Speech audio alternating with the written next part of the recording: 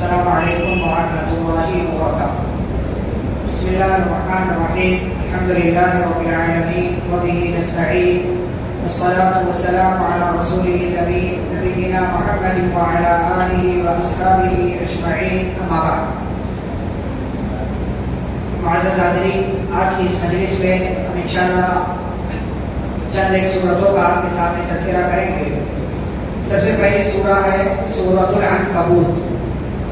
عنکبوت کا مطلب مکڑی، اسپائڈر۔ آگے چل کر کے اللہ رب العالمین نے غیر اللہ کی عبادت کرنے والوں کے لیے مکڑی کے گھر کی مثال دی ہے۔ اسی مناسبت سے اس سورہ کو سورۃ العنکبوت کہا جاتا ہے۔ اس سورہ کا آغاز ہوتا ہے الف لام میم سے، اور اس کے بعد اللہ تعالیٰ فرماتے ہیں احسب الناس ان یترکوا، کیا لوگ یہ سمجھتے ہیں کہ انہیں چھوڑ دیا جائے گا صرف اس بات پر کہ انہوں نے کہا ہے کہ ہم ایمان لائے؟ یعنی ایمان لانے والے کیا یہ سمجھتے ہیں کہ بس ایمان کی وجہ سے ان کو چھوڑ دیا جائے گا، ان پر کوئی مصیبت نہیں آئے گی، کوئی آزمائش نہیں آئے گی، انہیں آزمایا نہیں جائے گا؟ اللہ فرماتے ہیں وَلَقَدْ فَتَنَّا الَّذِينَ مِن قَبْلِهِمْ، ہم نے پہلے کے لوگوں کو بھی آزمایا۔ لوگ ایمان لائے تو ایمان کے بعد ان کی آزمائش شروع ہوئی، بلکہ جس کا ایمان جتنا زیادہ مضبوط ہوتا ہے اس کا امتحان اتنا ہی زیادہ ہوتا ہے۔ رسول اکرم صلی اللہ علیہ وسلم نے فرمایا اشد الناس بلاء الانبیاء ثم الامثل فالامثل، فرمایا سب سے سخت اگر آزمائش کسی کی ہوئی ہے تو انبیاء کی ہوئی ہے، اور اس کے بعد پھر جو ان کے جیسا ہو، یعنی جو ان کے قریب ہو نیکیوں کے اعتبار سے، پھر جو اور قریب ہو، پھر جو اس طریقے سے جو جتنا نیک ہوتا ہے اللہ تعالیٰ اس کو اتنا ہی آزماتا ہے۔ تو ایمان آپ لے آئے، اس کا مطلب یہ نہیں ہے کہ دنیا میں آپ کو آزمایا نہیں جائے گا، آزمایا جائے گا۔ یہ اللہ کی سنت ہے، یہ اللہ کا طریقہ ہے کہ اللہ اپنے بندوں کو آزماتا ہے۔ آگے بڑھے تو آگے اللہ رب العالمین نے اس بات کا تذکرہ کیا کہ والدین کا مقام اونچا ہے، اور ہم نے انسان کو وصیت کی ہے کہ اپنے والدین کے ساتھ حسن سلوک کرے۔ لیکن اگر یہ ماں باپ مشرک ہوں، کافر ہوں، تو ایسی صورت میں اولاد اگر مسلمان ہو گئی ہے تو شرک کی، کفر کی اور نافرمانی کی باتوں میں اولاد کو ماں باپ کی بات ماننا ضروری نہیں۔ یہ سیدھا سا اصول ہے۔ رسول اکرم صلی اللہ علیہ وسلم نے فرما دیا لا طاعۃ لمخلوق فی معصیۃ الخالق، جہاں اللہ کی نافرمانی والا معاملہ ہو وہاں آپ سے کوئی بھی انسان کسی بھی بات کرنے کا حکم دے آپ اس پر عمل نہیں کریں۔ یعنی ایک ہی کام ہے، ایک ہی چیز ہے، ماں باپ کہہ رہے ہیں کہ یہ کام کر لو، اللہ نے لیکن اس سے منع کیا ہے، اب کریں گے کہ چھوڑیں گے؟ چھوڑ دیں گے۔ کیوں؟ اس لیے کہ یہاں اللہ کی بات مانی جائے گی، گرچہ ماں باپ کا مقام بڑا ہے لیکن یہاں اللہ کی بات مانی جائے گی۔ تو اگر یہ ماں باپ شرک کرنے کے لیے بھی کہیں اور تم ان کی بات کا انکار کر دو تو یہ نافرمانی شمار نہیں ہوگی، بلکہ اللہ کی اطاعت شمار ہوگی۔ تو یہ اصول یاد رکھنا چاہیے کہ اللہ کی نافرمانی والے کام میں کسی بھی مخلوق کی اطاعت یہ ہمارے اوپر لازم نہیں ہے اور ایسا کرنا جائز نہیں ہے۔ آگے اللہ تعالیٰ نے کچھ ایسے لوگوں کا تذکرہ کیا ہے کہ جو کافر تھے اور ان کے رشتہ دار میں اگر کوئی مسلمان ہو گیا تھا تو اس سے یہ کہتے تھے کہ دیکھو بھائی تم مسلمان ہو گئے بلا وجہ، واپس چلے آؤ ہمارے دین میں۔ کیوں واپس چلے آئے؟ واپس چلے آؤ تو اس سے کیا ہوگا کہ یہی دین سچا ہے، جس دین پر ہم ہیں، جس دین پر ہمارے آبا و اجداد تھے۔ اور اگر بھی فرض مان لو کہ ہم غلطی پر ہیں تو تم ٹینشن مت لو، ہم تمہارا اور اپنا دونوں کا گناہ اپنے اوپر لاد لیں گے، یعنی تمہیں کچھ نہیں ہونے دیں گے۔ تو اللہ تعالیٰ کہتے ہیں وَلَا يَحْمِلُنَّ أَثْقَالَهُمْ وَأَثْقَالًا مَعَ أَثْقَالِهِمْ، یہ ہمارے یہاں اصول نہیں ہے۔ ہمارے اصول ہے کہ جو کرے گا وہی بھرے گا، لیکن جس نے راستہ دکھایا ہے غلطی کا، گناہ کا، اس کو ڈبل سزا ملے گی۔ ایک تو یہ کہ وہ خود گناہ کر رہا ہے، دوسرے یہ کہ اس کو کسی اور کو بھی اس راستے پر لے کر کے آ رہا ہے۔ پھر ابراہیم علیہ السلام کا، نوح علیہ السلام کا اور قوم لوط کا تذکرہ کیا ہے۔ یہاں قوم لوط کے بارے میں ایک بات اللہ نے ذکر کی ہے کہ وہ کئی طرح کے گناہ، کئی طرح کی وہ غلطیاں کرتے ہیں۔ سب سے پہلی غلطی کیا کہ عورتوں کو چھوڑ کر مردوں سے اپنی خواہش کو پوری کرتے تھے۔ دوسری غلطی یہ کہ وہ اپنی ہی نسل کو اپنے ہاتھوں سے ختم کر رہے تھے۔ ظاہر سی بات ہے بھائی، عورتوں سے نکاح نہیں کریں گے، شادی نہیں کریں گے اور ان سے جو ہے تعلق قائم نہیں ہوگا تو اولاد کیسے پیدا ہوگی؟ مردوں سے خواہش پوری کرنے سے تو اولاد نہیں پیدا ہو سکتی، تو یہ دوسری اپنے ہی ہاتھوں سے اپنی نسل کو برباد کر رہے تھے۔ بعض دفعہ ایسا ہی ہوتا ہے کہ ہم اپنے ہی ہاتھوں سے اپنا فیوچر خراب کر رہے ہوتے ہیں، لیکن ہمیں احساس نہیں ہوتا کہ ہم کیا کر رہے ہیں۔ احساس تب ہوتا ہے جب بعد میں چل کر کے ٹھوکر لگتی ہے۔ تو یہ قوم لوط جو ہے یہ دوسری غلطی کر رہی تھی، اپنے ہی ہاتھوں سے اپنی نسل کو برباد کر رہی تھی۔ تیسری چیز جو یا تیسری غلطی جو لوگ کر رہے تھے، اللہ نے کہا کہ یہ راستے میں بیٹھتے تھے اور کسی بھی علاقے کا، صرف اپنے علاقے کے مردوں کو نہیں چھیڑتے تھے، دوسرے علاقے کے مرد اس راستے سے گزرتے تھے تو ان لوگوں کو چھیڑ کر کے زبردستی ان سے اپنی خواہش کو پوری کرتے تھے۔ یہ تیسری غلطی۔ چوتھی غلطی یہ کہ ان کا سامان وغیرہ بھی چھین لیتے تھے۔ پانچویں غلطی یہ کہ یہ غلطی تو کرتے ہی تھے اور ساتھ ساتھ میں اپنے ان گناہوں کا اپنی مجلسوں میں چرچا بھی کرتے تھے کہ آج تو میں نے یہ کیا، آج میں نے ایسا کیا، آج میں نے ایسا کیا۔ اپنے گناہوں کا پرچار کرنا اللہ کو پسند نہیں ہے۔ ٹھیک ہے، آپ گناہ آپ سے ہو جائے، آپ نے کوئی گناہ کر لیا ہے، لیکن اب جا کر کے بڑے شوق سے پرچار کریں اس کا سماج میں، مارکیٹ میں، لوگوں کے درمیان۔ تو پیارے رسول صلی اللہ علیہ وسلم نے فرمایا کل امتی معافی الا المجاہرین، میری امت کے ہر بندے کو معاف کر دیا جائے گا سوائے مجاہرین۔ کہا مجاہرین کون ہے؟ کہا وہ لوگ جو کھلا گناہ کرتے ہیں یا گناہ چپکے سے کرتے ہیں لیکن اس کا جا کر کے پرچار کرتے ہیں۔ یہ تو گناہ کا پرچار بھی یہ لوگ کرتے تھے۔ تو یہ 5 بڑی بڑی غلطیاں یہ لوگ کرتے تھے، اور سب سے بڑی غلطی جو یہ تھی فطرت کو چھوڑ کر کے اپنی خواہش کو پوری کرنے کے لیے عورت کے بجائے مرد کا استعمال کرتے تھے۔ اسی لیے اللہ تعالیٰ نے ان کو ایسا عذاب دیا جو اس سے پہلے کسی اور قوم کو نہیں دیا تھا۔ پھر یہ جو پارہ نمبر 20 چل رہا ہے، اس پارے کے اخیر میں آئے تو اللہ تعالیٰ نے یہاں چونکہ اس پارے کے اندر کئی قوموں کی ہلاکت و بربادی کا ذکر کیا ہے، چاہے اس سے پہلے تک جو واقعہ ہم بیان کر چکے ہیں، فرعون کا معاملہ ہو، قارون کا معاملہ ہو، نوح علیہ السلام کی قوم کا معاملہ ہو، لوط علیہ السلام کی قوم کا معاملہ ہو، پھر آگے صالح علیہ السلام کی قوم کا معاملہ ہو، پھر عاد اور سمود کا بھی اللہ نے ذکر کیا ہے۔ آگے کیا فرماتے ہیں اللہ تعالیٰ؟ فَكُلًّا أَخَذْنَا بِذَنبِهِ، یہ جو قومیں ہیں نا، ان میں سے ہر ایک کو ان کے گناہ کی وجہ سے ہم نے پکڑا۔ ہم نے کسی کے اوپر اپنی طرف سے کوئی عذاب نہیں ڈالا، یہ گناہ کر رہے تھے اس لیے ان کے گناہ، ان کی غلطی کی وجہ سے ہم نے پکڑا۔ فَمِنْهُمْ مَنْ أَرْسَلْنَا عَلَيْهِ حَاصِبًا، کسی پر پتھروں کی بارش کر دی، کسی کو چیخ کے ذریعے ہلاک کر دیا، کسی کو زمین میں دھسا دیا، کسی کو ڈوبا دیا۔ اللہ فرماتے ہیں وَمَا كَانَ اللَّهُ لِيَظْلِمَهُمْ وَلَٰكِن كَانُوا أَنفُسَهُمْ يَظْلِمُونَ، اللہ تعالیٰ ظالم نہیں ہے، لوگ اپنے اوپر ظلم کرتے یعنی گناہ کرتے، تب اللہ تعالیٰ ان کے اوپر سزا نازل کرتا ہے۔ پھر اللہ تعالیٰ نے مگری کی مثال بیان کی، فرمایا مثل الذین اتخذوا من دون اللہ، ان لوگوں کی مثال جو اللہ کو چھوڑ کر اولیاء بناتے ہیں، یعنی اللہ کو چھوڑ کر کے کسی اور کو دوست بنانا، کسی اور کو معبود بنانا۔ فرمایا کمثل العنکبوت، ان کی مثال ایسے ہی جیسے مکڑی، ان کی مثال مکڑی کی مثال کی طرح ہے، یعنی جیسے مکڑی اپنے اعتبار سے ایک گھر بناتی ہے، ایسے ہی یہ لوگ بھی اللہ کو چھوڑ کر کسی اور کے پاس جا کر کے گھر بناتے ہیں، رکنے کی ٹھہرنے کی جگہ بناتے ہیں۔ دوسری چیز اللہ نے فرمایا کہ جانور جو ہیں، چرند پرند کیڑے مکوڑے، ان میں سب سے زیادہ کمزور گھر کس کا ہوتا ہے؟ مکڑی کا ہوتا ہے۔ ایسے ہی ایک مشرک بھی ہوتا ہے جو اللہ کے در کو چھوڑ دے تو سب سے کمزور گھر کو بناتا ہے، جیسے مکڑی اپنا گھر بناتی ہے۔ اور تیسری بات یہ کہ مکڑی مکمل طور سے اس جانے پر بھروسہ کر رہی ہوتی ہے جو وہ بناتی ہے، اور یہ سمجھتی ہے یہ مجھے بچا لے گا۔ ایسے ہی مشرک بھی بھروسہ کرتا ان لوگوں پر جن کی یہ عبادت کر رہا ہوتا ہے، فلانے پیر بچا لیں گے، فلانے بابا بچا لیں گے، مکمل بھروسہ کر رہا ہوتا ہے۔ لیکن جیسے مکڑی کو اس کا جالا نہیں بچا پاتا ہے، ایسے ہی مشرک کو اس کا بابا، اس کا پیر اور اس کے جو ہے غیر اللہ جن کی عبادت کی جاتی وہ نہیں بچا پائیں گے۔ ایک چوتھی بات اسی مثال میں ہے، وہ مثال یہ کہ مکڑی جالا کیسے بناتی ہے؟ اس کے اندر سے مواد نکلتا ہے، دھوپ جو کہہ لیجیے آپ، اسی سے وہ جالا بناتی ہے۔ اور اسی طریقے سے مشرک بھی جس کی عبادت کر رہا ہوتا اس کے تعلق سے اپنی زبان سے کہہ کر کے عقیدے کرتا ہے۔ جیسے مکڑی نا اپنے منہ سے دھوپ نکال کر کے وہ جالا بناتی ہے، گھر بناتی ہے، ایسے ہی مشرک بھی غیر اللہ کی فضیلت بیان کرنے کے لیے اپنے منہ سے من گھڑت باتیں اور بیہودہ باتیں، لایانی باتیں بیان کرتا ہے۔ اس لیے آپ یاد کریں جب جیل کے دونوں ساتھیوں کو یوسف علیہ السلام نے نصیحت کی تھی تو کیا کہا تھا؟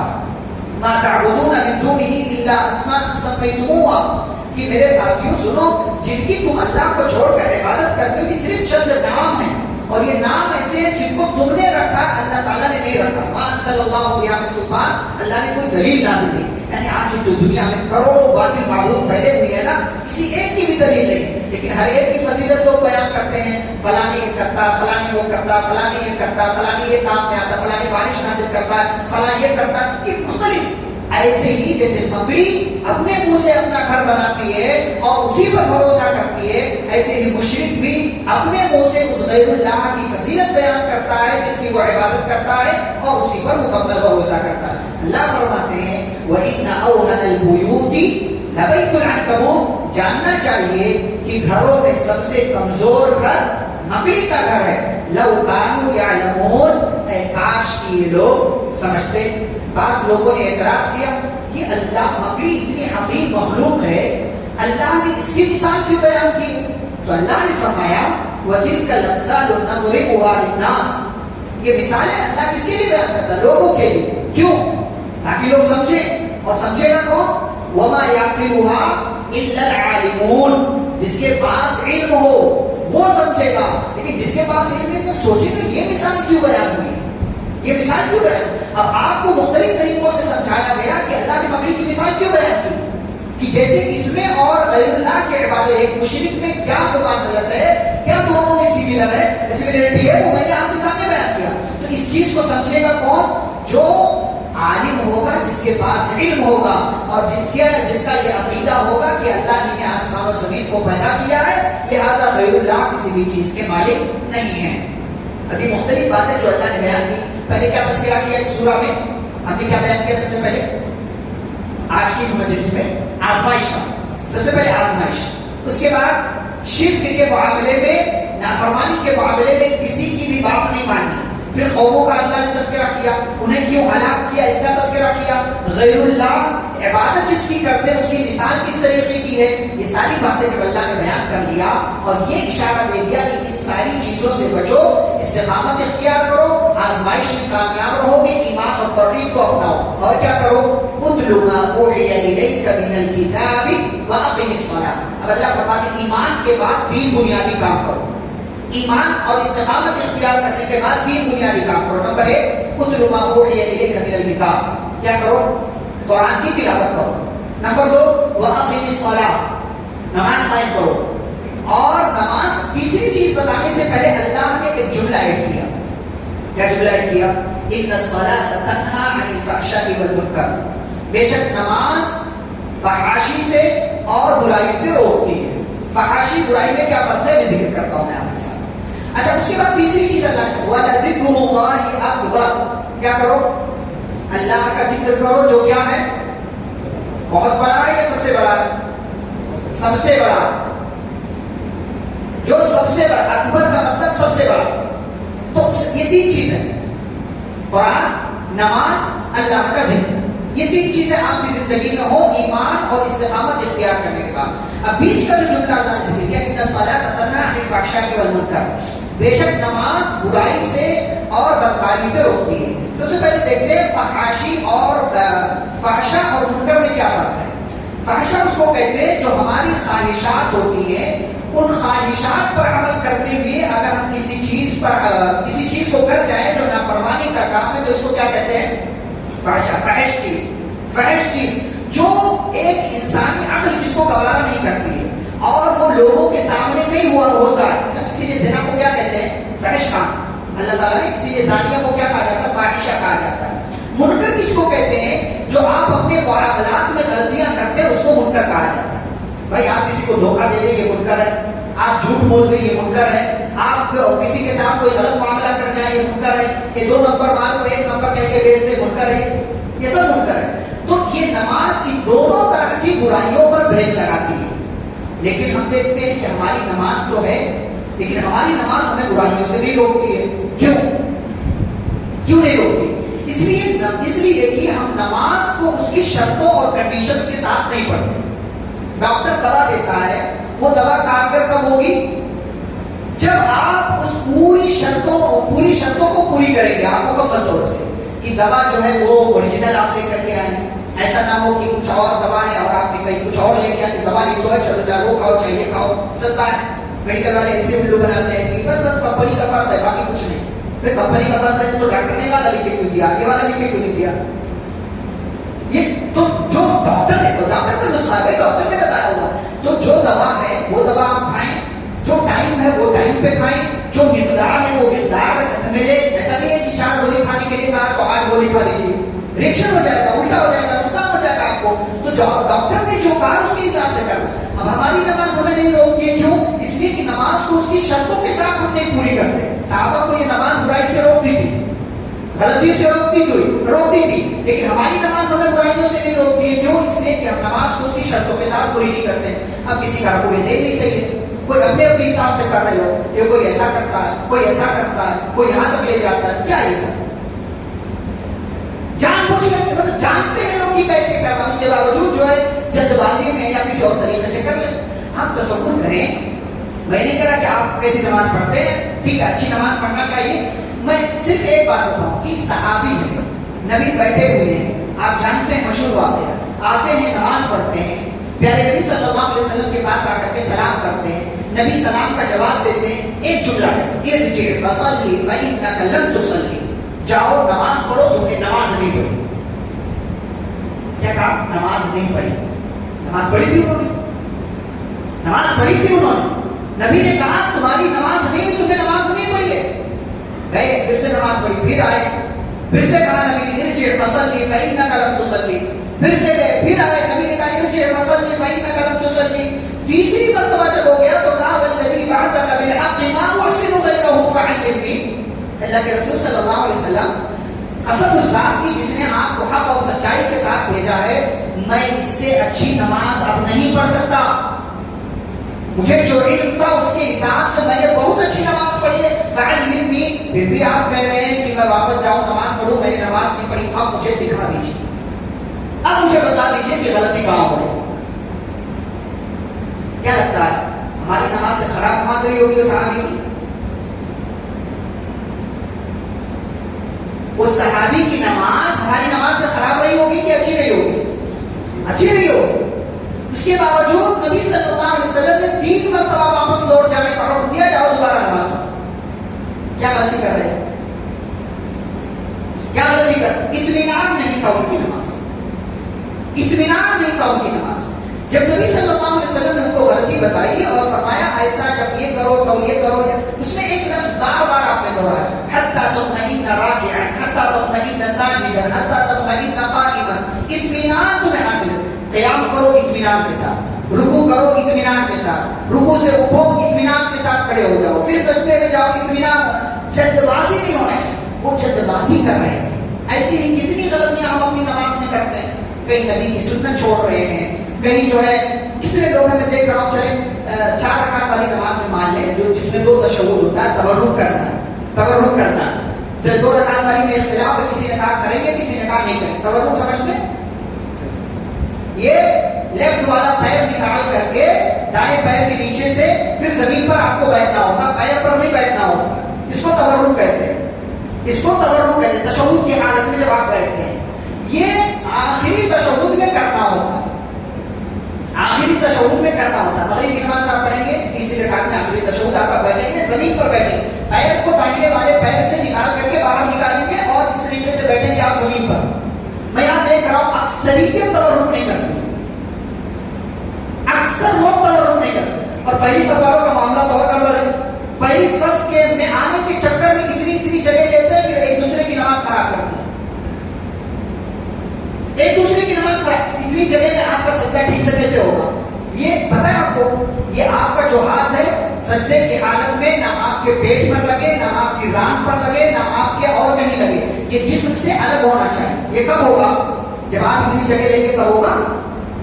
جب آپ اپنے کندھے کے برابر جگہ لیں گے تب اس پوزیشن میں آپ آئیں گے. اور یہی نماز کا طریقہ ہے کہ آپ قیام میں اتنی جگہ لیں جتنا آپ کا کندھا ہے، نہ اس سے وائڈ جائے اور نہ اس سے شارٹ آئے.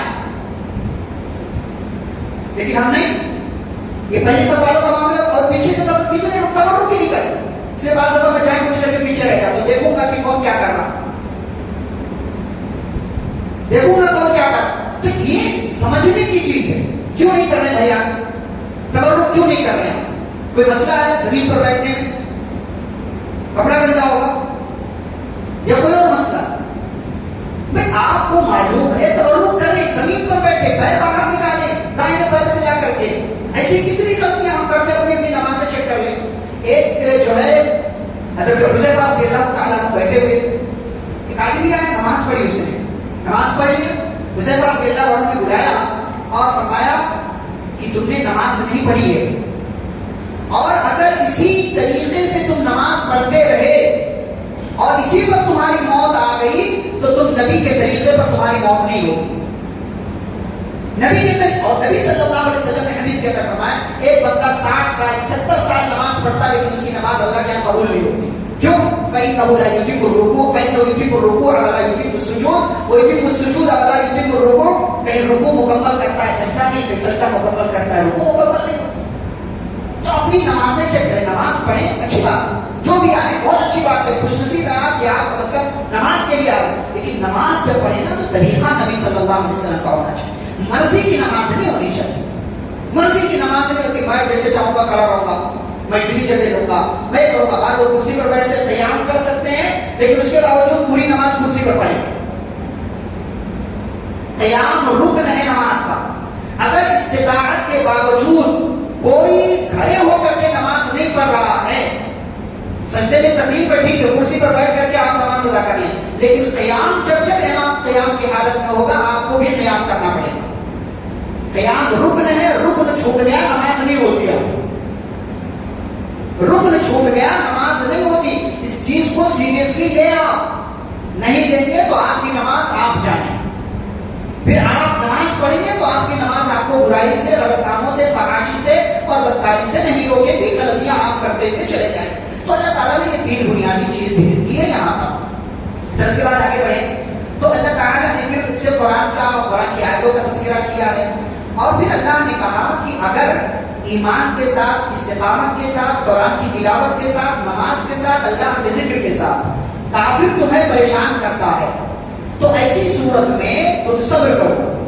اور صبر کرنے کے باوجود اگر پانی سر سے اونچا ہو جا رہا ہے وہ علاقہ چھوڑ دو، وہ علاقہ چھوڑ دو. آج ہمارے یہاں دیکھیں نا لوگ بعض دفعہ کیا ہوتا ہے پوش علاقے کے چکر میں کہ بھائی مطلب اچھی جگہ جائیں گے جہاں یہ ہو وہ ہو، اور اس کے چکر میں لوگ مسلمانوں کا علاقہ چھوڑ کر کے غیر مسلموں کے علاقے میں جا کر کے آباد ہو جاتے ہیں.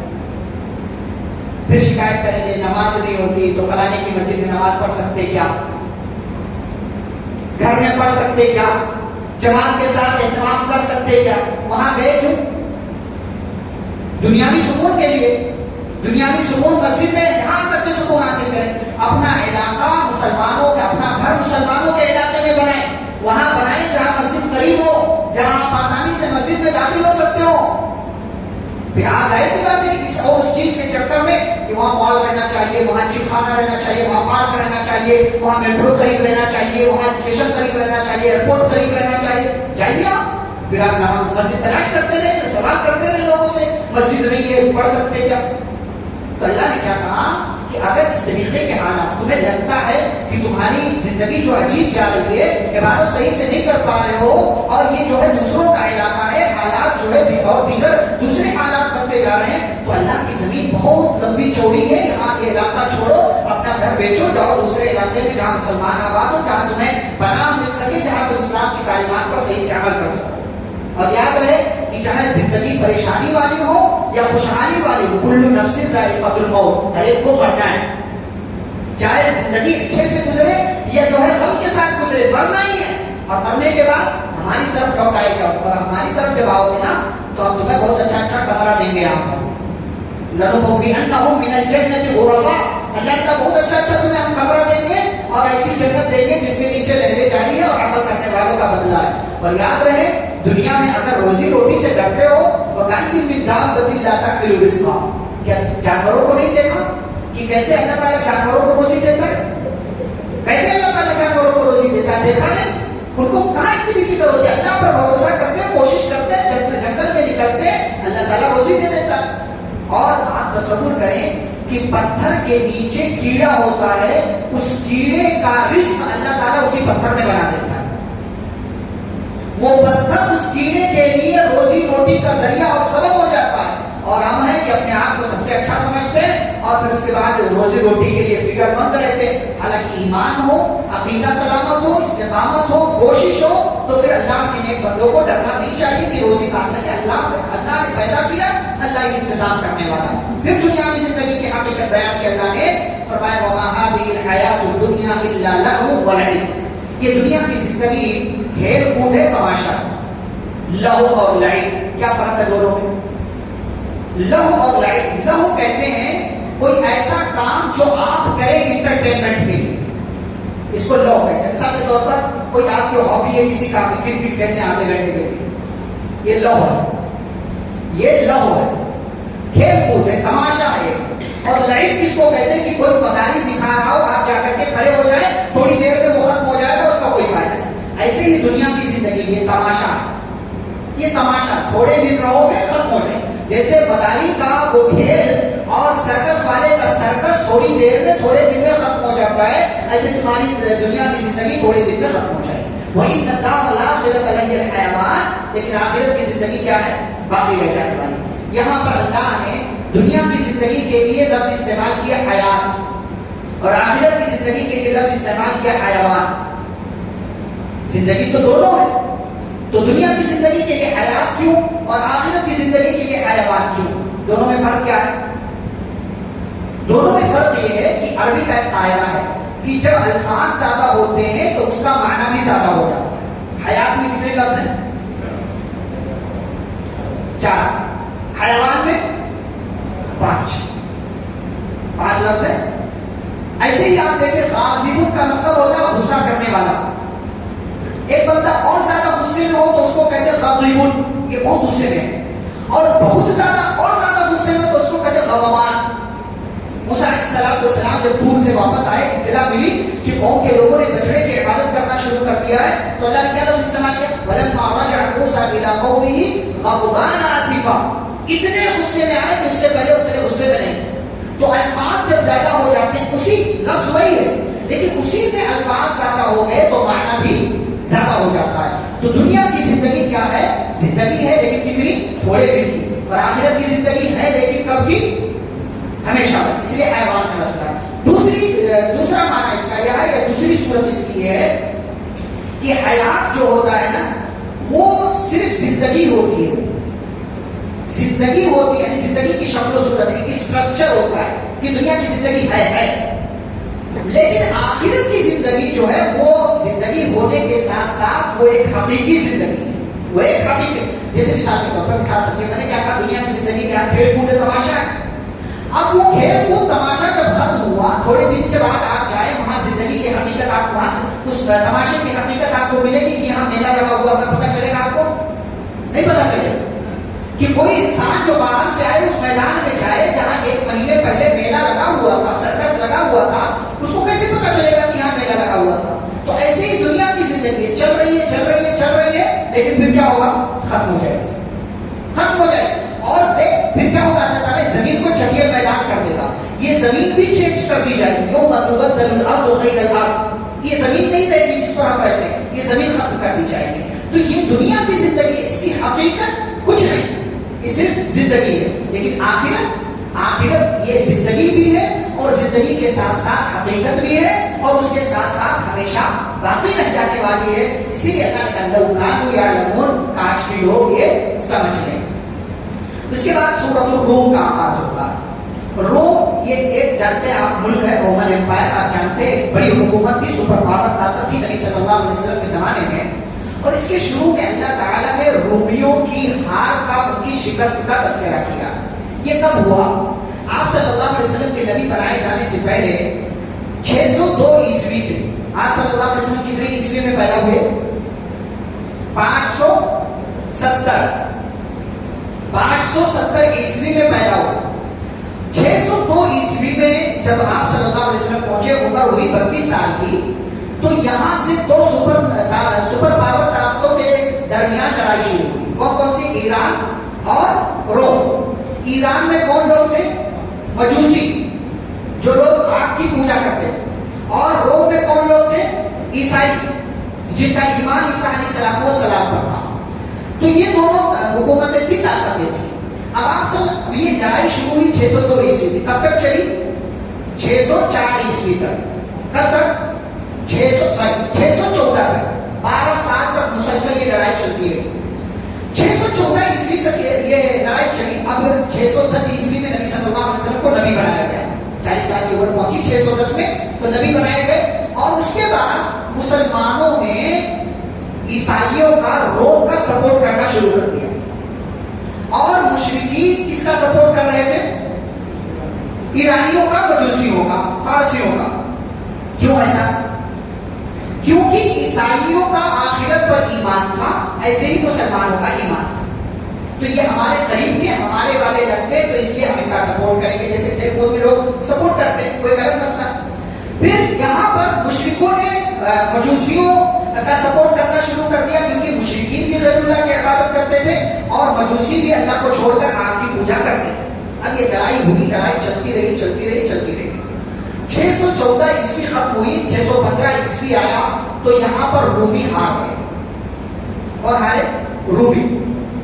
مسلمان سپورٹ کر رہے تھے رومیوں. اب رومی ہارے تو مطلب بھائی سپورٹر بھی ہارا، میں جس کا سپورٹ کر رہا ہوں گویا کہ میں بھی ہارا. اب کافروں کو یہ بات معلوم تھی مکہ کے کہ مسلمان رومیوں کا سپورٹ کرتے ہیں. اب جب رومی ہارے تو یہ کافر لوگ بڑے خوش ہوئے اور مسلمانوں کو جو ہے چڑھانے لگے کہ بھائی تمہاری والی ٹیم تو ہار گئی. جیسے دنیا میں چڑھاتے ہیں، میچ ہوتا ہے اور اسپورٹس ہوتے ہیں، دیگر چیزیں ہوتی ہیں، تو لوگ چڑھانے لگے. اسی چکر میں آ کر کے اللہ نے یہ آیت کریمہ نازل کی، تسلی دیا. غلبت الروم، کہ رومی مغلوب ہو گئے یعنی ہار گئے. یہ قریب کی سرزمین میں. لیکن اللہ تعالیٰ نے کہا فی بضع سنین، چند ہی سالوں میں وہ پھر سے جیت جائیں گے. اللہ نے بضع کا لفظ استعمال کیا.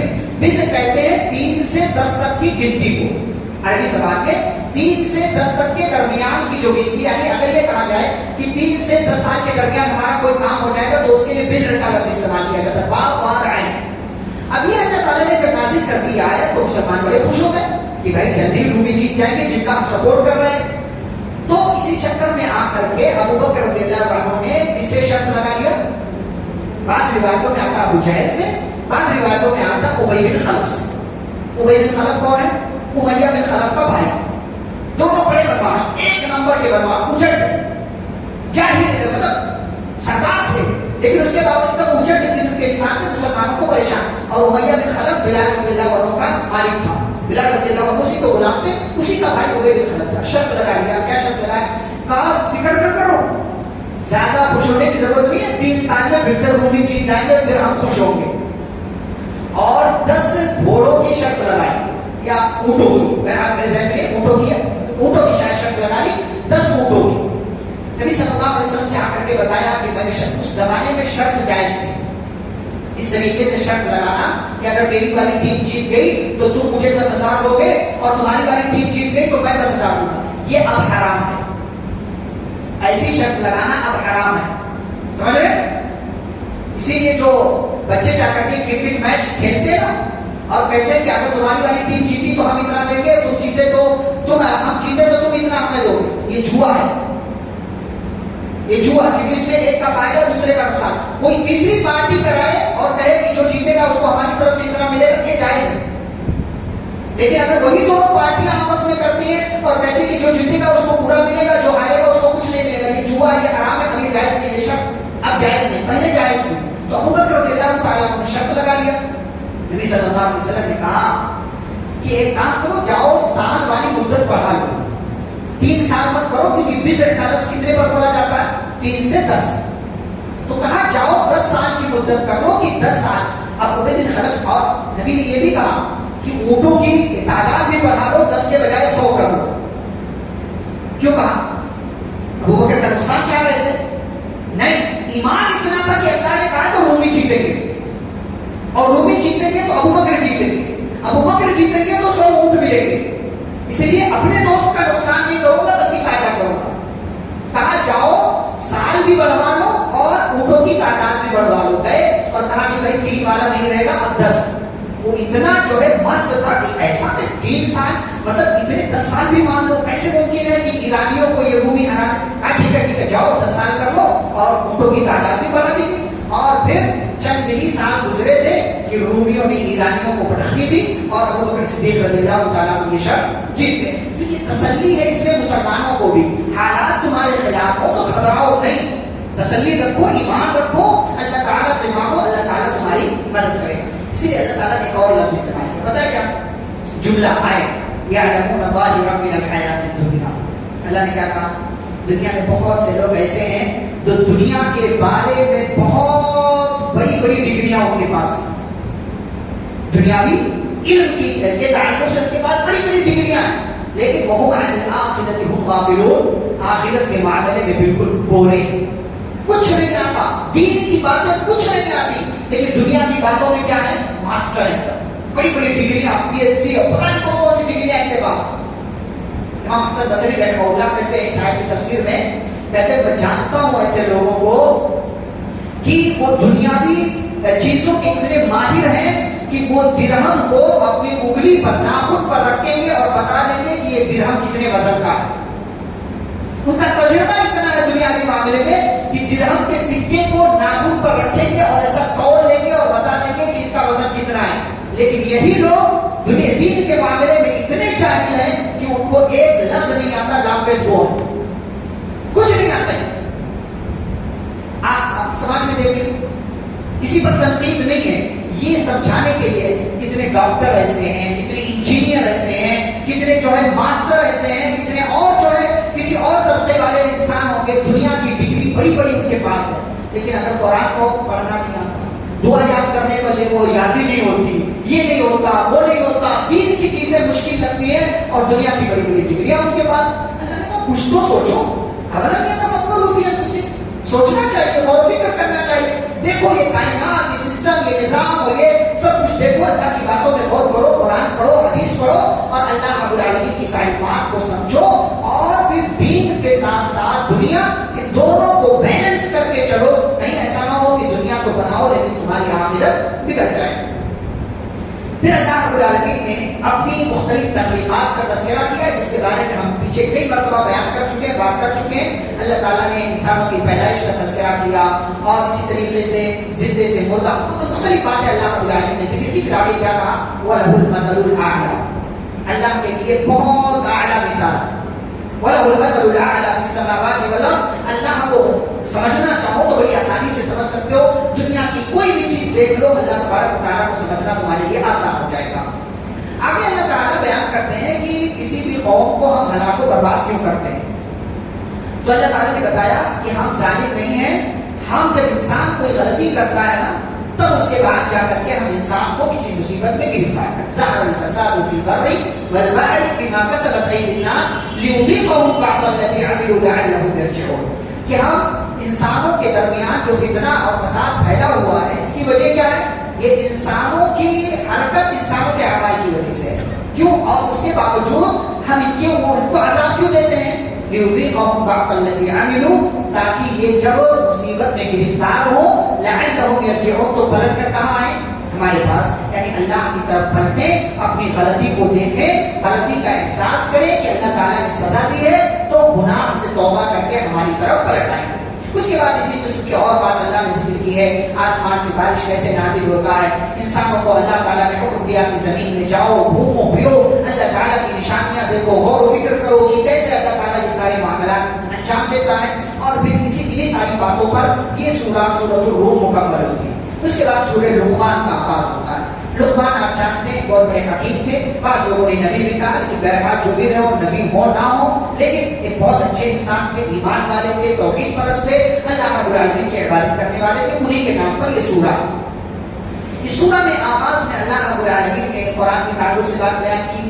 پھر اس کے بعد کہا کہ کچھ لوگ ایسے ہیں کہ جو لہو الحدیث خریدتے ہیں. لہو الحدیث یعنی گانا, میوزک. آج دیکھیں کتنے اچھے اچھے لوگ ہیں, لیکن وہ اچھی چیزوں میں, قرآن کی تلاوت میں بھی لوگ بیک گراؤنڈ میوزک ڈال دیتے ہیں.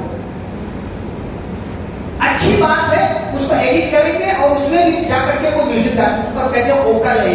ارے بھائی اوکل ہے, لوکل ہے, میوزک ہے, کیا ہے, کیوں ڈال رہے ہو, کیوں ڈال رہے ہو, مزہ آتا اس سے, مزہ آتا. یہ غلط بات. قرآن کوئی سنے نہ سنے, 1 ویوز آئے, 2 ویوز آئے, 1000 آئے, 2000 آئے, کیا ضروری ہے کہ آپ اپنے جسم کی نمائش کریں میوزک کے لیے؟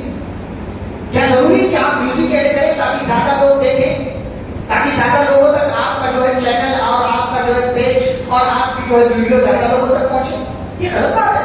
اللہ نے فرمایا یہ گمراہی کا ذریعہ ہے، اور انسان خود بھی گمراہ ہوتا ہے، دوسرے لوگوں کو بھی گمراہ کرتا ہے، اور باقاعدہ پیسہ دے کر کے لوگ ایسی چیزیں خریدتے ہیں۔ افسوس یہ ہے اللہ کا اولئک لہم عذاب مہین، ایسے لوگوں کے لیے رسوا کر دینے والا عذاب۔ ایک اور چیز اللہ نے یہاں بیان کی، پھر تخلیقات کا تذکرہ کیا، ایک اہم چیز اللہ تعالیٰ نے فرمایا خلق السماوات بغیر عمد ترونها، اللہ نے آسمان کو پیدا کیا۔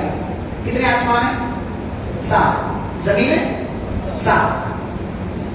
پھر جگہ جگہ اللہ نے آسمان کے لیے تو سماوات کا، زمین کے لیے ارض کا، آسمان کے لیے جمع کا لفظ لایا، زمین کے لیے جمع کا لفظ کیوں نہیں لایا؟ کیوں نہیں لایا؟ کیونکہ زمین جو ہے نا وہ ساری کی ساری زمینیں ایک جیسی ہیں، بس ایک ہی حیات میں ہے، ایک ہی طریقے سے۔ لیکن آسمان کیا ہے؟ آسمان، ہر آسمان ایک کے بعد دوسرا ہے، اور ہر ایک کا نظام، ہر ایک کا معاملہ الگ الگ ہے، ہر ایک کا معاملہ الگ الگ ہے۔ اور جیسے ایک دو، مطلب ایک ساتھ دو لوگ پیدا ہوئے ہوں تو ان کو کیا کہا جاتا ہے؟ ٹوئنس۔ ان کو ایک ہی ساتھ جوڑا بھی جاتا ہے، ایک ہی ساتھ کوشش یہ کرتے ہیں کہ ان کو ایک ہی طرح کا کپڑا دلایا جائے، ایک ہی طرح کی ساری چیزیں ہوں، تو ان کو ایک ہی جوڑا جاتا ہے۔ ایسے ہی زمین ایک کے بعد ایک، ایک کے بعد ایک ہے، ان کی الگ حیثیت نہیں، اسی لیے اس کے لیے واحد کا لفظ استعمال کیا۔ اور آسمان جو ساتوں ہے نا، ہر آسمان کی اپنی الگ حیثیت ہے، وہاں پر ہر ایک کی اپنی اپنی ذمہ داریاں ہیں، اور وہ الگ حیثیت رکھتا ہے، اس لیے باقاعدہ اللہ نے آسمان کے لیے جو ہے سماوات کا جمع کا لفظ استعمال کیا۔ یہاں ایک اور بات وہ یہ کہ یہ جو آسمان ہم دیکھتے ہیں، یہ چھت میں تو کھمبے لگے ہیں، آسمان میں کھمبے ہیں کہ نہیں؟ ہیں بغیر عمد ترونها، اللہ نے فرمایا تم آسمان کو بغیر کھمبے کے دیکھتے ہو، لیکن دراصل آسمان بغیر کھمبے کے نہیں ہے، کھمبے کے ساتھ۔ چلو کیا کہہ رہا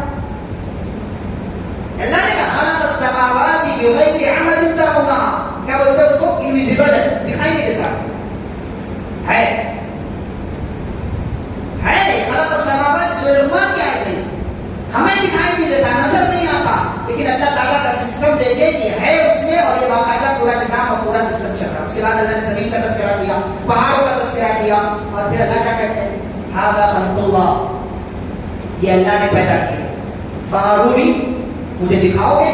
ماذا خلق الذین من دونی، اللہ کے علاوہ جتنے معبود ہیں انہوں نے کیا پیدا کیا؟ کیا پیدا کیا؟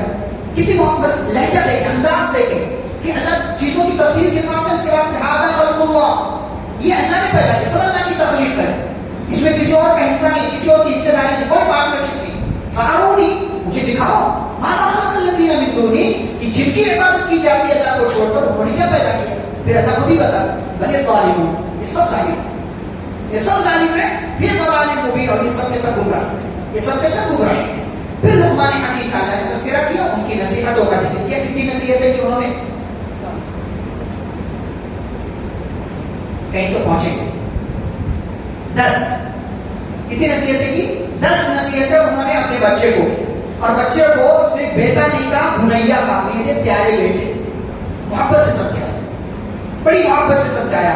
وہی باتیں اللہ تعالیٰ ان کے ذریعے ہم کو سمجھا رہا، ان کے ذریعے ہم کو سمجھا رہا۔ تو اللہ تعالیٰ بیٹا کہہ کے نہیں سمجھا رہا، نعوذ باللہ، اس کو تو بیٹے کی ضرورت نہیں ہے، لیکن ایک چیز ہوتی ہے اس کے ذریعے پیغام دیا جاتا ہے۔ تو لقمان حکیم نے اپنے بیٹے کو سمجھایا، ان کا واقعہ ذکر کر کے اللہ ہمیں میسج دے رہے ہیں۔ کیا کیا نصیحتیں کی؟ نصیحت نمبر 1، یا بنیا لا تشرک باللہ، شرک نہیں کرنا ہے اللہ کے ساتھ، شرک نہیں کرنا۔ کیوں؟ ان الشرک لظلم عظیم، شرک سب سے بڑا ظلم۔ نمبر 2، ووصینا الانسان بوالدیہ، والدین کے ساتھ حسن سلوک کرنا، اپنے ماں باپ کا خیال رکھنا، وہ زندہ ہو زندہ نہیں ہو، بھولنا نہیں ہو، ان کا خیال رکھنا۔ اسی لیے آگے ذکر حملته امه وهنا على وهن وفصاله في عامين ان اشكر لي ولوالديك، اللہ نے اپنا تذکرہ کر دیا، تو اللہ نے پھر والدین کا تذکرہ کیا کہ ماں نے ایک مشکل، 2 مشکل، 3 مشکل پر مشکل برداشت کر کے اس کے لیے سارا انتظام کیا، لہٰذا انسان تو میرا اور اپنے ماں باپ کا شکریہ ادا کر۔ تو یہ دوسری نصیحت تھی جو اللہ تعالیٰ نے وہاں پر بیان کیا۔ تیسری نصیحت آگے بڑھے. اچھا اسی ذکر میں ایک بات اللہ نے ذکر کر دی کہ لقمان حکیم نے اپنے بیٹے کو کیا کہا, میرے بیٹے چاہے اللہ کے تعلق سے یا انسانوں کے تعلق سے, کسی کے تعلق سے بھی خیر کرو یا شر کرو, ایک بات ہمیشہ یاد رکھنا, یا بنی انھا ان تک مثقال حبۃ من خردل, کہ میرے بچے اگر وہ نیکی یا وہ برائی رائی کے دانے کے برابر بھی ہو, بڑا سا ہوتا ہے, ایک دانہ ہاتھ پر رکھ تو صحیح سے نظر بھی نہیں آئے گا, رائی کے دانے کے برابر بھی وہ نیکی یا گناہ ہو اور تم اسے کسی آسمان میں رکھ دو, زمین کی تہوں میں چھپا دو, یا کسی چٹان پہ لے جا کر کے وہاں دفن کر دو, وہاں رکھ کر کے آؤ, یأتی بہا اللہ, اللہ تعالیٰ اس کو بھی لے کر کے آئے گا. اللہ اس کو یہ سمجھایا. ہم اپنے بچوں کو رب کا تعارف کروائیں کہ رب ہے کون, رب کے بارے میں بتائیں کہ رب کتنا پاورفل ہے, کیا کر سکتا ہے, کس طریقے کے انتظامات, کس طریقے کی چیزیں وہ کرتا ہے. اپنے بچوں کو اپنے رب کا تعارف کروائیں.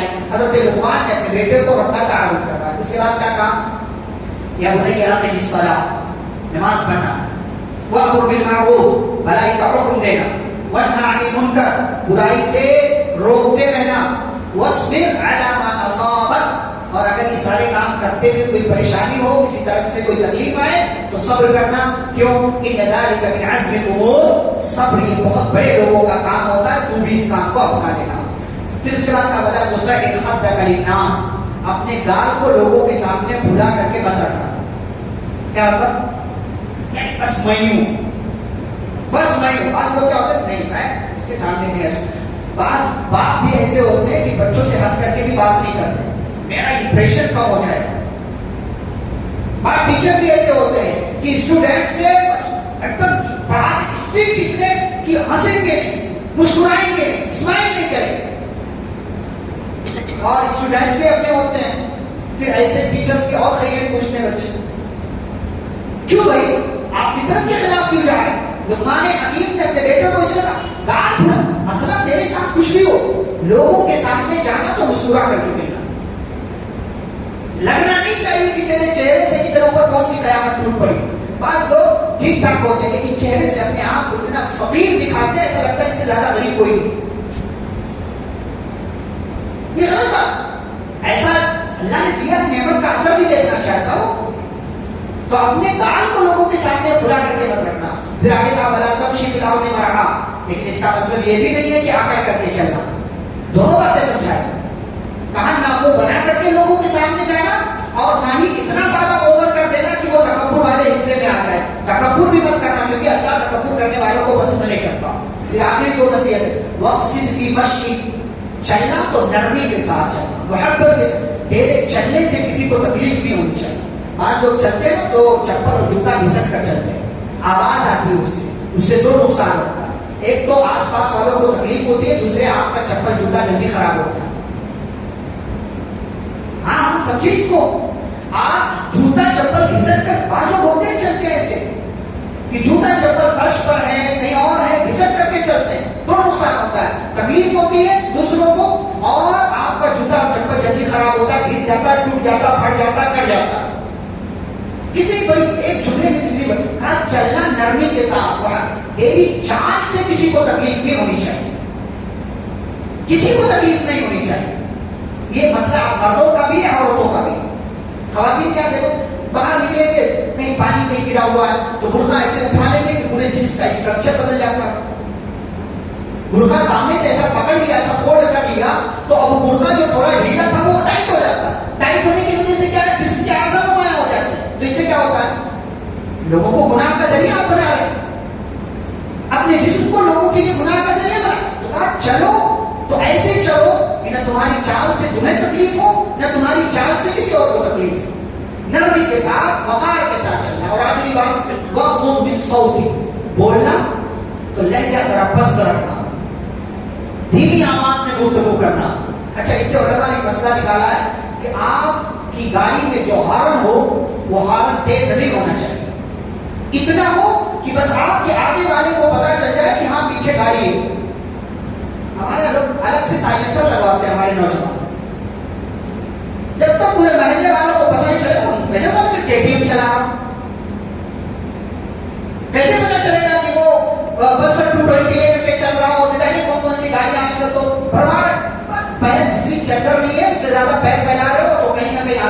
شکار ہو گیا. لوگوں کے لیے پریشانی کا سبب ہوتا ہے. آواز کو دھیمی رکھو. گاڑی ہو, آپ کی اپنی ساتھ ہو, کچھ اور مسئلہ ہو, آواز دھیمی ہونی چاہیے. اس آواز کی وجہ سے کسی کو تکلیف. اور اگر اونچی آواز میں بولنا, اونچی آواز اگر اچھی مانی جاتی تو فرمایا ان انکر الاصوات لصوت الحمیر, آوازوں میں سب سے بری آواز گدھے کی آواز. وہ بہت زور سے بولتا ہے لیکن کوئی اس کی آواز پسند کرتا نہیں پسند کرتا. تو اونچی آواز میں بولنا کوئی اچھی چیز نہیں ہے. ہاں جہاں ضرورت پڑے وہاں بولیے, جہاں ضرورت پڑے وہاں بولیے. بھائی کہیں کوئی واقعی آپ پر ہے, لڑائی ہو رہی ہے سامنے والا, تو آپ اپنی بات رکھیے. یا اور کوئی مسئلہ آ گیا وہاں پر زور سے بولیے, اونچی آواز میں بولیے. لیکن یہ کیا کہ آپ عام بات چیت کر رہے ہو, اتنا اونچا اونچا بول رہے ہیں, ایسا لگ رہا ہے کہ مطلب آپ شور شرابہ کر رہے ہیں. اس سے یاد ہے کہ آج لوگ پیچھے بیٹھ جائے, بھائی آپ کو نماز نہیں پڑھنا مت پڑھو, لیکن پیچھے بیٹھ کر آپ بات کرتے ہیں, یہ کون سی حرکت. ابھی اتنی اونچی کی آواز میں بات کرو کیا ڈسٹرب ہوتا ہے. ہم جیسے لوگ رہتے ہیں ایسے لوگوں کو مسجد سے باہر کر دیں, ڈسٹرب ہوتا ہے. یہاں کتنی محنت. قرآن اتنی عظیم کتاب ہے, اللہ نے کہا پہاڑ پر نازل کر دیا ہوتا تو یہ پہاڑ ریزا ریزا ہو جاتا. وہاں حافظ کھڑے ہو کر کے پڑھتا ہے اور وہاں بندہ بیٹھ کر کے بات کر رہا, شرم نہیں آتی. سو کتنی تکلیف ہوگی اس کی آواز سے, جو ہے کنفیوژن ہوتا ہے کہ پیچھے والا لقمہ تو نہیں دے رہا, کیا ہو گیا کہ پیچھے سے آواز آ رہی ہے, بات چیت ہو رہی ہے, کیوں ایسی حرکت ہے. بولنا ہو تو حالات جگہ مقام دیکھ کر کے بولو, اور بولو تو دھیمی آواز میں بولو, تمہاری آواز سے کسی کو تکلیف نہیں ہونی چاہیے. پھر اس سورہ کے اخیر میں اللہ تعالیٰ نے مفاتیح الغیب کا تذکرہ کیا. مفاتیح الغیب کیا؟ غیب کی کنجیاں کتنی ہیں؟ 5. اللہ نے فرمایا غیب کی چابیاں کس کے پاس ہیں؟ اللہ کے پاس. عالم الغیب کس کو کہتے ہیں؟ غیب کا جاننے والا. غیب کا جاننے والا کسی کو کب مانا جائے گا؟ جب وہ کسی بھی چیز کو بلا واسطہ جان لے, وہ عالم الغیب. بلا واسطہ یعنی ڈائریکٹ کسی چیز کو آپ جان لے, مطلب کسی چیز کو ڈائریکٹ جان لے جو پردے میں, لیکن اس کے باوجود آپ بنا کسی سورس کے اس چیز کو جان لیتے. جیسے مثال کے طور پر اس دیوار کے باہر ابھی کون کھڑا ہے مجھے نہیں پتا, لیکن اگر مجھے میں دیکھ لوں ایسے تو گویا کہ میں عالم الغیب ہوں. اور یہ کسی بھی انسان کی صفت نہیں ہو سکتی, یہ اللہ تعالیٰ کی صفت ہے. اللہ تعالیٰ کسی کو بتا دے وہ عالم الغیب ہوگا نہیں ہوگا. اس کے پاس غیب کا علم ہوگا, وہ عالم الغیب نہیں ہوگا. دونوں میں فرق ہے. غیب کا علم ہونا کسی کے بتانے, اللہ کے بتانے کی وجہ سے یہ اور چیز ہے, اور اپنے آپ میں عالم الغیب ہونا یہ اور چیز ہے. دونوں میں فرق ہے. نبی صلی اللہ علیہ وسلم کو اللہ نے غیب کی باتیں بتائیں تو آپ صلی اللہ علیہ وسلم کو معلوم ہوئی. بذات خود نبی اکرم صلی اللہ علیہ وسلم کو غیب کا علم نہیں تھا. غیب کی چابیاں 5 ہیں, اور یہ 5 چیزیں ایسی ہیں جس میں ساری چیزیں آ جاتی ہیں. انہی 5 چیزوں کو اسی لیے اللہ نے ذکر کیا. نمبر 1 قیامت کا علم کب آئے گی. اتنا تو بتایا اللہ نے جمعہ کو آئے گی, لیکن کون سے جمعہ کو نہیں. نشانیاں بھی بتائی ہیں, لیکن ان نشانیوں کے باوجود کون سی جمعہ کو آئے گی, کس سال آئے گی, کس وقت آئے گی, یہ کچھ نہیں بتایا اللہ. لا تأتیکم الا بغتۃ, اللہ نے کہا اچانک آئے گی. تو سب سے پہلے قیامت. قیامت کا تذکرہ کیوں کیا؟ اس لیے کہ قیامت قائم ہوگی, دنیا کا کیا ہو جائے گا, اینڈ ہو جائے گا, خلاص. تو قیامت یہ آخرت کی کنجی ہے, اس لیے سب سے پہلے اس کا تذکرہ کیا. اس کے بعد وَيُنَزِّلُ الْغَيْثَ, بارش کب نازل ہوگی یہ کون جانتا ہے؟ اللہ جانتا ہے. سائنس بھی تو جانتی ہے نا. 1 ہفتے کا موبائل نکالیے سب, ابھی 1 ہفتے کا بتائے گا کہ کتنی گرمی ہوگی, کتنی دھوپ نکلے گی, بارش ہونے کا امکان ہے کہ نہیں ہے. بتایا کس نے اس کو؟ عالم الغیب ہے نہیں. کیوں؟ اس لیے کہ وہ سورس کے ذریعے اس کو معلوم ہو رہا, ٹیکنالوجی کے ذریعے معلوم ہو رہا, اور یہ صلاحیت کس نے دی ہے؟ اللہ تعالیٰ. اس میں بھی وہ 100% نہیں بتاتا, وہ پاسبلٹی بتاتا, امکان بتاتا کہ ممکن ہے, لیکن وہ یہ نہیں بتا سکتا کہ یہاں جو ہے بارش ہوگی کہ یہاں. آپ دیکھیں اللہ تعالیٰ کا نظام کہ ایک ہی علاقے میں یہاں بارش ہو رہی ہے, یہاں نہیں ہو رہی ہے, یہ اللہ کا نظام. لیکن یہ نظام, سائنس والا نظام کیا کہتا ہے؟ پوری نظام آباد کے بارے میں بتائے گا بارش ہوگی, لیکن نظام آباد کی ایک گلی میں بارش ہو رہی, دوسری والی گلی میں بارش نہیں ہو رہی ہے, یہ نہیں بتائے گا آپ کو. تو بارش، اور بارش کا تذکرہ کیوں کیا؟ اس لیے کہ بارش میں انسانوں کے لیے، جناتوں کے لیے، جانوروں کے لیے، نباتات کے لیے، ہر طرح کے لوگوں کے لیے زندگی ہے، اور اس زندگی کا حقیقی علم کس کو ہے؟ اللہ تعالیٰ۔ تیسری چیز اللہ نے فرمایا وَيَعْلَمُ مَا فِي الْأَرْحَامِ، ماں کے پیٹ میں کیا ہے یہ کون جانتا؟ اللہ۔ ماں کے پیٹ کا تذکرہ کیوں کیا؟ اس لیے کہ یہاں سے زندگی کا آغاز ہوتا، یہاں سے زندگی کا آغاز ہوتا۔ اب اس زندگی کا جو آغاز ہو رہا ہے یہ بیٹا ہے کہ بیٹی ہے کون جانتا ہے؟ اللہ جانتا ہے۔ آج بھی پتہ لگا لیتے ہیں لوگ، لیکن کب؟ 4 مہینے کے بعد۔ ان سے بہت ذرا 4 مہینے سے پہلے بتا دیں کہ بیٹا ہے کہ بیٹی ہے، بتائیں کوئی؟ 4 مہینے میں روح پھونکی جاتی ہے تب جا کر کے وہ بتا پاتا کہ لڑکا ہے کہ لڑکی ہے، اور وہ بھی جرم ہے بتانا، جرم ہے بتانا، رائٹ ایڈریس پر کہ نہیں بتانا اس کو کہ لڑکا ہے کہ لڑکی ہے۔ اچھا اس میں بھی یہ نیک ہوگا، برا ہوگا، صحیح ہوگا، غلط ہوگا، کیا ہوگا، اس کی قسمت، اس کا مستقبل ڈاکٹر بتاتا نہیں بتاتا۔ تو اللہ تعالیٰ ماں کے پیٹ میں کیا ہے، اس کی اصل کیفیت کیا ہونے والی ہے، اللہ تعالیٰ کو اس کا علم، اور یہاں سے زندگی کا آغاز ہوتا ہے، اسی لیے ماں کے پیٹ کا تذکرہ ہے۔ اس کے بعد کا وما تدری نفس ماذا تکسب غدا، کل کون کیا کمائے گا کون جانتا ہے؟ اللہ تعالیٰ جانتا ہے۔ اللہ تعالیٰ کو اس کا علم، کیوں اس کا تذکرہ کیا؟ کمائی کا تذکرہ کیوں کیا؟ اس لیے کہ اب جس زندگی کا آغاز ہوگا اس زندگی کا انحصار کس پر ہے؟ مال پر، کمائی پر۔ زندگی گزرے گی کیسے؟ مال کمانا ہے تب زندگی صحیح سے گزرے گی۔ تو فرمایا کہ کوئی بھی انسان جو ماں کے پیٹ سے پیدا ہوا وہ بڑا ہو رہا ہے تو اس کے مستقبل کا انحصار مال پر ہے، لیکن یہ مال کل وہ کتنا کمائے گا، کیا کمائے گا، یہ کسی کو بھی نہیں معلوم۔ ہم پلان بناتے ہیں کل یہ کریں گے، بہت زیادہ انکم ہوگی، لیکن پتا چلتا ہے نقصان ہو گیا۔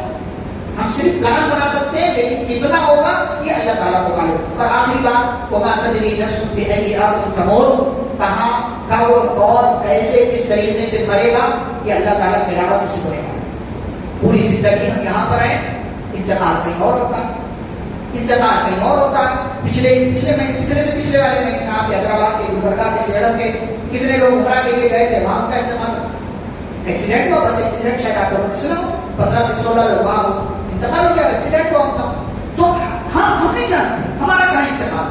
خالد بن ولید نے پوری زندگی لڑائی کے میدان میں، انتقال کہاں ہوا؟ بستر پر ہوا۔ تو کسی کو نہیں پتا کہ کس کی موت کہاں آئے گی۔ تو یہ 5 بنیادی چیزیں، اور جتنی بھی غیب کی باتیں ہیں ان میں سے ہر بات کا تعلق انہیں 5 چیزوں میں سے کسی ایک سے ہے۔ اسی لیے اللہ نے ان 5 چیزوں کا تذکرہ کیا، اور پھر اللہ نے جملے کے ساتھ بات ختم کی، ان اللہ علیم خبیر، جاننے والا بھی اللہ ہے، خبر رکھنے والا بھی اللہ رب العالمین ہے۔ اس کے بعد سورۃ السجدہ ہے، وہاں سے انشاءاللہ ہم کل سے آغاز کریں گے سورۃ السجدہ، پھر اس کے بعد سورۃ الاحزاب اور سورۃ سبا وغیرہ کل انشاءاللہ ہم 4 سورتیں دیکھیں گے۔ اللہ رب العالمین سے دعا ہے اللہ ہم سبھی کو قرآن حدیث کی باتوں کو سننے، پڑھنے، سمجھنے اور پر عمل کرنے، ان باتوں کو دوسروں تک پہنچانے کی توفیق عطا فرمائے۔ آمین صلی اللہ علیہ وسلم کریم۔ سبحانک اللہم و بحمدک، اشہد ان لا الہ الا انت، استغفرک و اتوب الیک۔ والسلام علیکم ورحمۃ اللہ وبرکاتہ۔